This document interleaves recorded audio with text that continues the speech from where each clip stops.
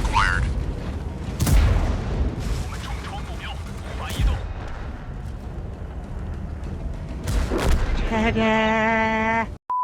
G'day everyone, and welcome back. Today, we're going to be taking a look at the new upcoming Tier 9 Battle Pass reward tank that Wargaming is going to be giving out to the community. Obviously, if you do manage to complete enough Battle Pass tokens to obtain this vehicle. Now, this vehicle here that I'm talking about is going to be the BZ-58-2. It is a Chinese Tier 9 heavy tank, and it does, just like all the other Tier 9 vehicles here, it does come with the free, I guess, unlimited large repair kits that you don't have to pay for, which is obviously a very nice bonus to have. But overall, I'm just going to be brutally honest and upfront about this tank. I don't really enjoy it. Yeah, it handles all right. Like, it does have an, like, I mean, with the build I've got, at the moment, with all my off-dad stats using bond equipment on my test account here, I do get down to a dispersion of like 0.32, an aim time 2.83 seconds, my reload's down to like 11.73 seconds. So the gun's alright, the gun's not bad, and I mean, I do like having 520 alpha, but I don't know if people remember back when the WZ-114 was released. Now, that was a mission marathon Tier 9 heavy tank from a while back now. Good lord. I compared that thing to the E75, and I just said there's no... I wouldn't get that. The WZ-114, I'd rather play an E75. And I'm kind of feeling the same way with this tank. This vehicle, though, from the looks of it, though, it is much more similar to, say, what the Polish T9 heavy tank looks like, and that's going to be the 50TP.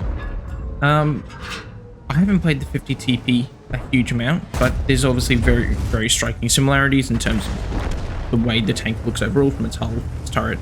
And I think I'm not going to obviously do a direct comparison at the moment, just because I haven't played the 50TP a huge amount, but that's where my impressions go when I'm looking to compare the tank. But for me, having played the E75 a fair bit more, I still feel the E75 is just a better pick, to be honest with you. This tank, it will do you good if you have got, what's it called? If you don't have any Tier 9 kind of reward tanks or anything like that, this is going to be a nice pickup for you. However, I don't think it's one that should necessarily be heavily sought after. It's not going to be like, say, what's it called? A Concept 1B, for example. It's not going to be like an AE Phase 1. Even though I'm not necessarily a huge fan of the AE Phase 1, it's still a decent tank. This thing I think is alright. There's just something about it, I can't quite put my finger on it. Whether it's maybe the mobility a little bit lacking, whether it's the armor, like, yes, you can bounce out quite a fair few shells off the turret, but just something feels off for me. It hasn't quite gelled with my personality or my playstyle, perhaps. In what limited playtime I have had the chance to play with this vehicle. Yes, I have been spamming for gold. The gold in this one is APCR, just for reference, so just make my life a little bit easier, just so I can understand what the true characteristics of this vehicle is like. But yeah, it's not been a hugely fun experience. It just felt like it's another Tier 9 heavy tank. It's got a decent turret. We're going to say hold down. Yeah, it's not particularly special, I'd say. It doesn't have any funky new mechanics. It doesn't offer anything drastically different to the table. It's just a decent heavy in the right circumstances, and those circumstances obviously being, if you're trying to brawl, you got yourself hull down. I will say though, the armor, it does have some absolutely atrocious cupolas, and in the first game I actually played with this thing, unfortunately I don't have the replay in hand. If I do, I will check up on screen, but I was just getting penned left, right, and center in those cupolas in my first game, and that's obviously left a bit of a sour taste in my mouth when it comes to the armor profiling on this thing. But as you will have seen through some of the earlier gameplay and gameplay that's currently running on screen, you can bounce quite some shells if they don't hit those cupolas and you're doing well held down, just because of how rounded the turret is, for example. if you do like these kind of heavies, I think this tank will do you well. Mobility, as I've been saying before, nothing special. Armor is solid. The gun is got a bit of punch to it, 520 alpha. So you will be dishing out some hurt. Obviously, if you get, say, higher rolls, it will be nice.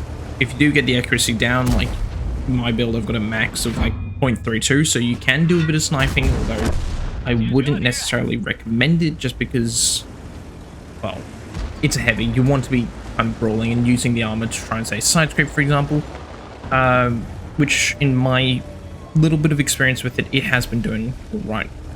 But yeah, I mean, I don't really have a huge amount to say about this vehicle. It's all right.